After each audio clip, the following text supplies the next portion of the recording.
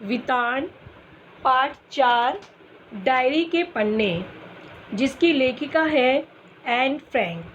Anne Frank एक 14 साल की लड़की है जो यहूदी है और हॉलैंड में हुए द्वितीय विश्व युद्ध के दौरान उसके परिवार ने 2 वर्षों तक अज्ञातवास रहकर अपने दिन व्यतीत किए थे। अज्ञातवास में किस प्रकार से एन ने अपने जीवन को बिताया, उसको अपनी डायरी के माध्यम से उसने व्यक्त किया है। द्वितीय विश्व युद्ध 1939 से 1945 तक चला था, जिसमें Italy, United state, Germany, China, Japan लगभग 30 देशों के बीच में ये युद्ध हुआ था। लेखिका का परिचय इस प्रकार है। एन फ्रैंक का जन्म 12 जून 1929 को जर्मनी के फ्रैंकफर्ट शहर में हुआ था। इन्होंने अपने जीवन में नाज़ीवाद की पीड़ा को सहा। इनकी मृत्यु फरवरी या मार्च 1945 में नाज़ियों के यातना गृह में हुई थी। एन फ्रैंक की डायरी दुनिया की सबसे ज़्यादा पढ़ी गई किताबों में से एक है। ये डायरी मूलतः 1947 में डच भाषा में प्रकाशित हुई थी। सन 1952 में इसका अंग्रेजी अनुवाद the diary of a young girl शीर्षक में प्रकाशित हुआ था।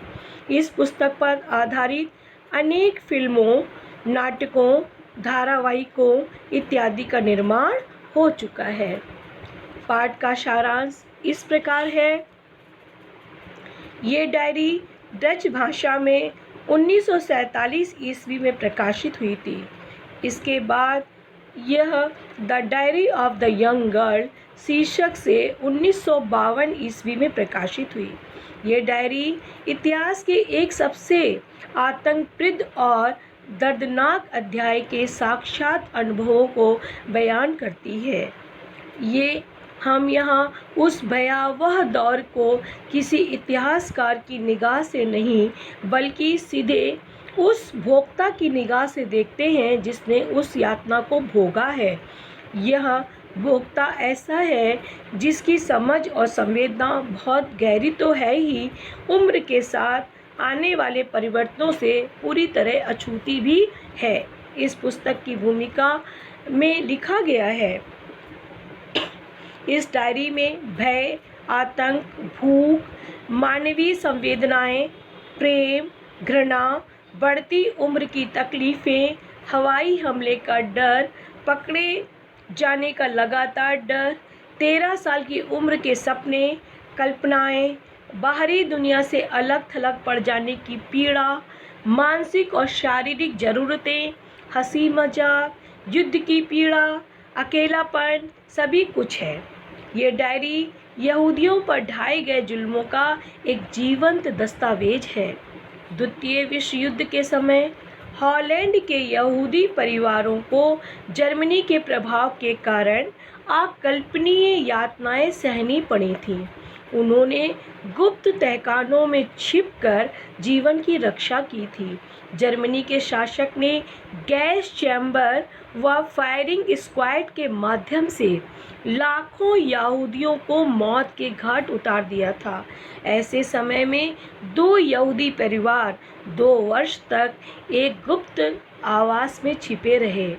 इनमें से एक फ्रैंक परिवार था, दूसरा वान दंपति परिवार था। एन ने गुप्त आवास में बिताए 2 वर्षों का जीवन अपनी डायरी में लिखा है। ये डायरी 2 जून 1942 से 1 अगस्त 1944 तक लिखी गई है। 4 अगस्त 1944 को किसी की सूचना पर ये लोग पकड़े गए। 1945 में एन की अकाल मृत्यु हो गई। एन ने अपनी किट्टी नामक गुड़िया को संबोधित करते हुए डायरी लिखा, जो उसे अच्छे दिनों में जन्मदिन में उपहार में मिली थी। इस प्रकार इस पाठ का सारांश अब हम लोग आगे इस पाठ के आशय को और